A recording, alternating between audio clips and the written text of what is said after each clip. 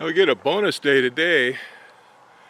We've had storms coming through here pretty steady for the last 3 or 4 weeks. It's typical equinox weather, fall weather, October. We had one of those big storms come through the last couple of days. It blew hard yesterday and heavy rain. It was forecast to be raining again today, heavy rain again today and for the next week or so, but it cleared off and it's sunshine and blue sky.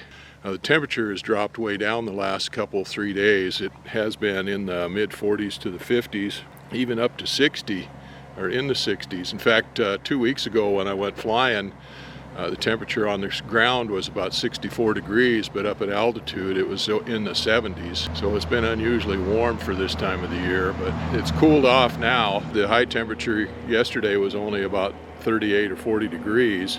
It got down into the mid 30s last night. I expected to see snow on these lower hills here this morning or today when the clouds lifted. This one over here is about, that's about 1,200 feet or so like that. I expected to see snow on it, but there's nothing on it this morning. There is fresh snow over there on that peak there to the northwest. Doesn't come down too low, but it is on the peak, and that peak is about 2,800 feet or so. Looks like the snow comes down to about 2,000 feet, and that's fresh snow. The snow has been melting off the peaks up until just yesterday or the last couple of days, but that's as low as it is just down there, so that's a pleasant surprise. Well, anyway, we've got a really nice day today. See if I can't get something done. It seems like I haven't got much accomplished this year. I spent the last 2 months just working on equipment, getting it polished up after it's set for a while. It just seems like one thing after another, just maintenance projects. We decided to work on the cabin a little bit. Had a leak in the outhouse roof here a couple weeks ago. I had to fix it. And a few days ago I noticed that the ceiling, the roof over the basement entrance was leaking. And so I had to fix that. Well, I had a leak in the roof of the hangar. I had to fix that. And now I've got a leak in the roof of my shop. I've got to fix that. Like I said, it doesn't seem like I've been making any progress, getting anything positive done. But I guess if we go back and look at it, we have got some things done. I've got all of that lumber all processed up to build the new porch. We just got finished doing the tongue and groove on the ceiling decking for that. I haven't got any milling done this year except for one log that I milled up as a demonstration log for when my cousins were here. I did get the timber set that goes on the extension on the house. When we just got news here a few minutes ago that the new tank liner is in Ketchikan, so that's going to be shipped. So I've got to take the old tank liner out of the cistern before I put the floor joists and stuff in. So anyway, even though it doesn't seem like we've been doing nothing but herding cats, we are getting a little bit done. Speaking of herding cats, here comes one of them here now. That's Squirrel. Okay, Squirrel, I'll give you a little bit of attention. Okay, I better get to work. Right, Squirrel? Come here. Come here, you. Yeah. Come here, you. Mom went in the basement so she can give you food, but you're too fat anyway. You've gotten to be such a fat cat. Yes, you have. You've gotten to be such a fat. Well, I just downloaded contents of the videos that I've made over the last couple, 3 weeks or so working on the cabin, and I noticed that a lot of the video is no good because it was fogged up. Anyway, for the last couple, 3 weeks I've been working on and off on the cabin here when the weather would permit, and one of the first things I did was I cut up a bunch of the yellow cedar, or red cedar, excuse me, made them into 1x6s, and then I put them over here in the soffits, enclosed in the soffits on this side over here. And we had the boards up there already on that side of the house up to there, but I didn't have the battens on there, although we had the battens cut and painted. Once I got those soffit boards put in, I put the battens in, and then put a little, I don't know whether that's going to show or not. There we go. Won't focus that far. Anyway, I put a little 1x2 red board in there to fill it out, that intersection between the soffits and the board and batten. Then we had just boards up to that green board there above the lap siding, and then everything above that was tar paper. The tar paper was of course pretty well dilapidated and all coming down, so I got up there and tore all that down, put some house wrap up there first, and then I cut some yellow cedar 12-inch boards to go up there for board and battens and covered that up. And we cut some more battens, put up there, put a little trim piece in there just above the board and battens. And I put shingles up on the rest of it. I had cut the shingles years ago, the same time I cut the lap siding here when I first got the sawmill, trying it out. And some of those shingles are yellow cedar and some of them are red cedar. Well, I put more red cedar up first on that gable end where it sticks out there for soffits on that to close that in. And we put the shingles up there. And the first row of shingles is red cedar, and that's stained natural with a Cabot Australian natural timber oil. There's 2 rows of those. And then there's 1 row of green shingles. So the first row has got 6-inch reveal on it. And then the third row is yellow cedar, and they're painted green.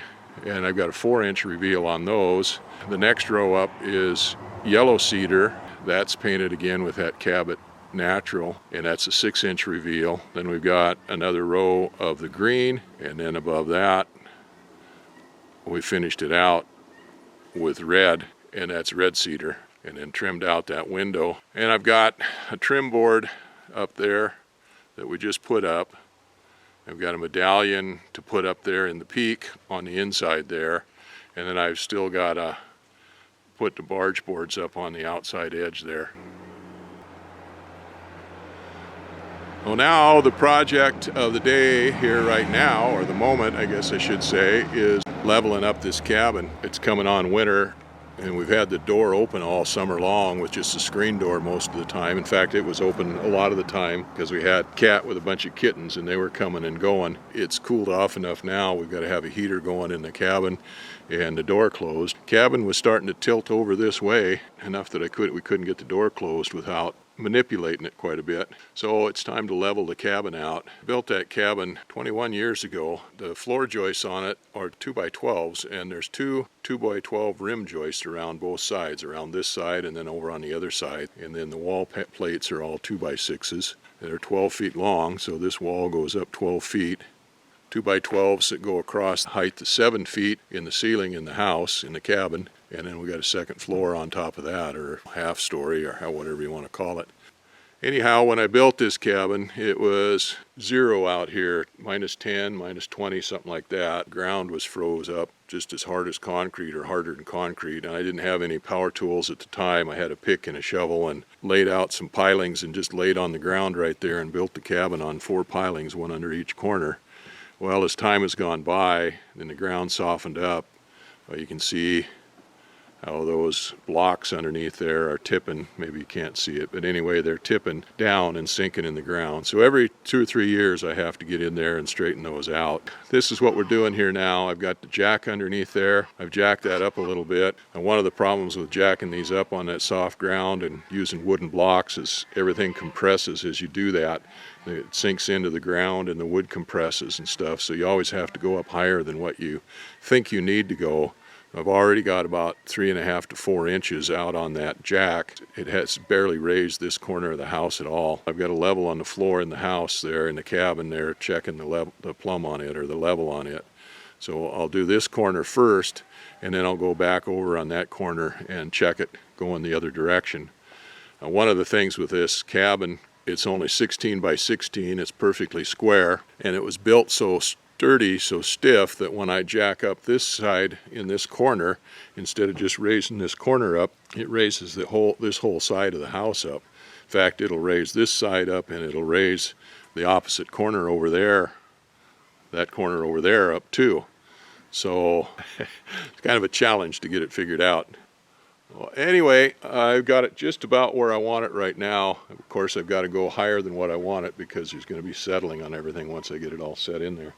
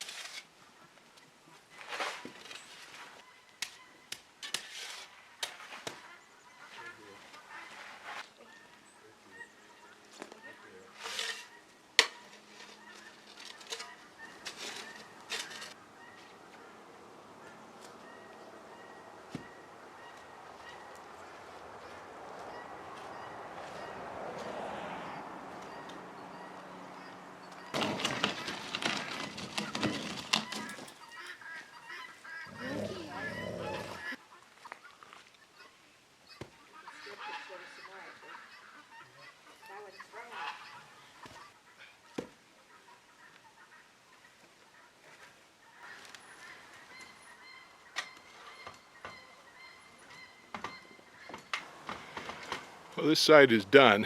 It's raised up. It's almost perfect in there, perfectly level in there now. I've taken out that second set of blocks that I had it sitting on. It's just on the front set now. I just went in and moved the level, and we got to raise the back end up now a little bit. And this corner's got to come up a little bit, and the other corner on the opposite side's got to come up quite a bit.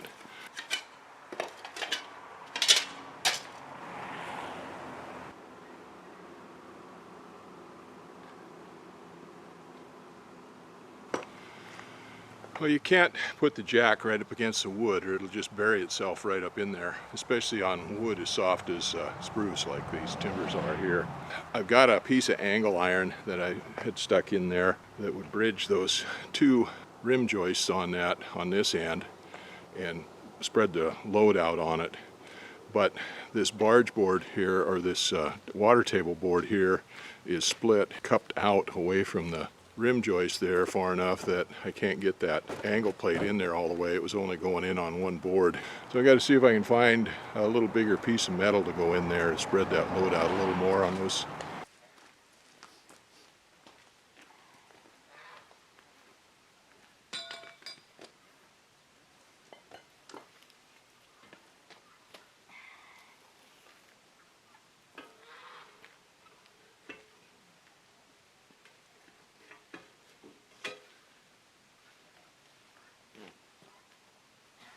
Oh yeah, that worked a lot better. That has raised that side up now. I'll go check the level and see how it's doing.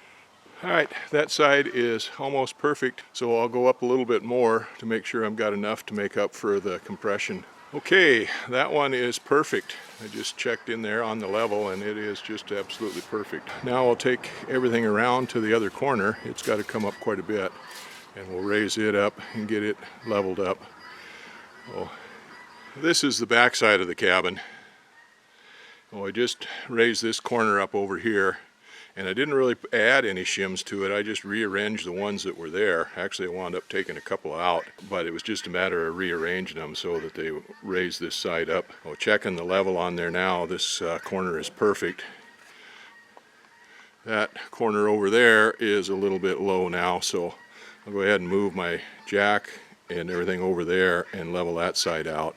And you can see there, that is the piling that I initially put underneath it.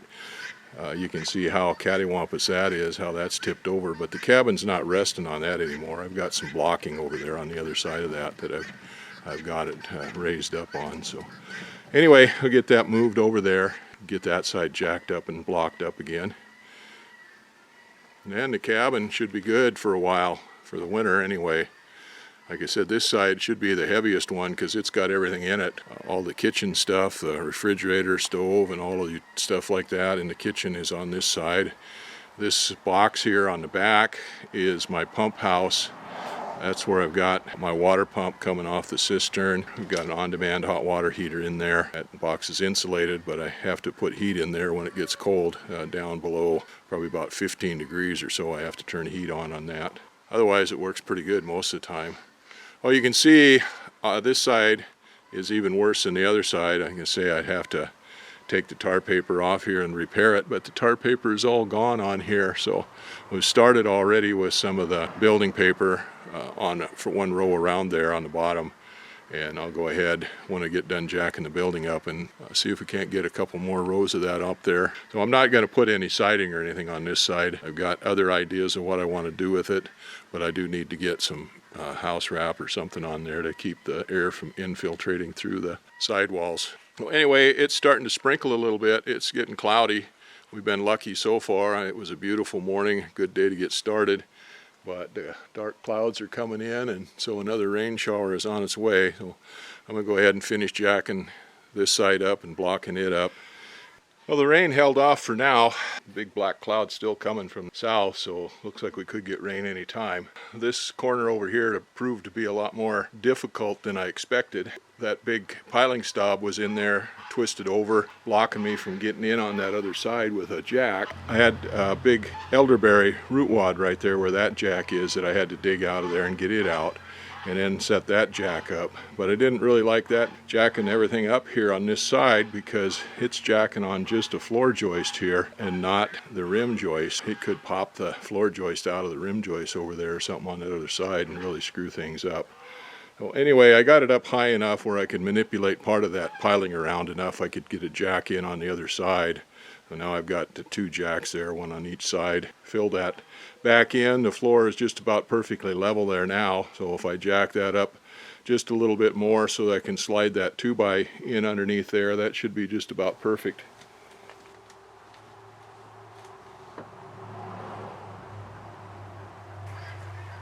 Okay, I just went in and put the level back on in the floor and everything is good enough. It's not quite perfect, but it's good enough for now. I may have to jack that corner up a little bit and put a 1/2 inch or 1 inch piece underneath it eventually as that settles down. Anyway, it's good enough for now, so I can get this stuff put away.